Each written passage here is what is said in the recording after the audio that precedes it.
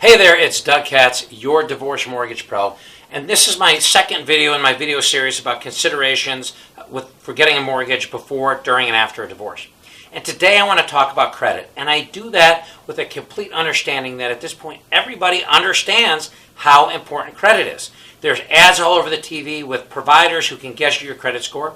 You can't log on to your bank account without them pushing your credit score, so everybody knows how important it is for things like rates on your credit card, whether you can get a car loan and what rate you're going to get, and especially mortgages.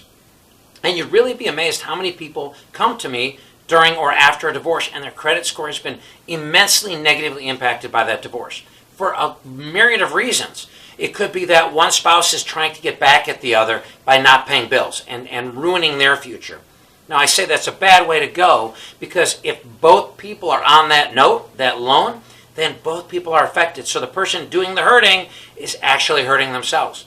There's other situations where there's actually a divorce decree or a settlement agreement or a separation agreement that says that spouse A or ex-spouse A is supposed to pay X, Y, or Z.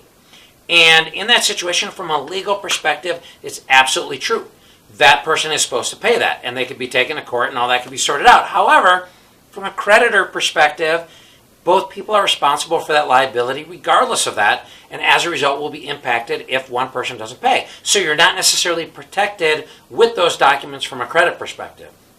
And even though the other person is supposed to pay, you will take a hit. And the underwriter on the new loan, if they're evaluating you, you can send them that marital settlement agreement, but that they can't look at that any differently. They have to look at the credit score. So it's a tough situation there, but you got to sort of manage that. There are other times where actually there's amicable divorces, and just with everything going on, someone forgets to pay the bills. No matter what the reason, my advice is to make sure that you're getting your arms around that credit and managing your credit and ensuring that you're not doing anything to negatively impact it. Because you're looking to get that new start, and it's hard to get that new start if your credit score has dropped from where you think it is and puts you in a situation where lending is more expensive on anything outside of a mortgage, but especially with a mortgage.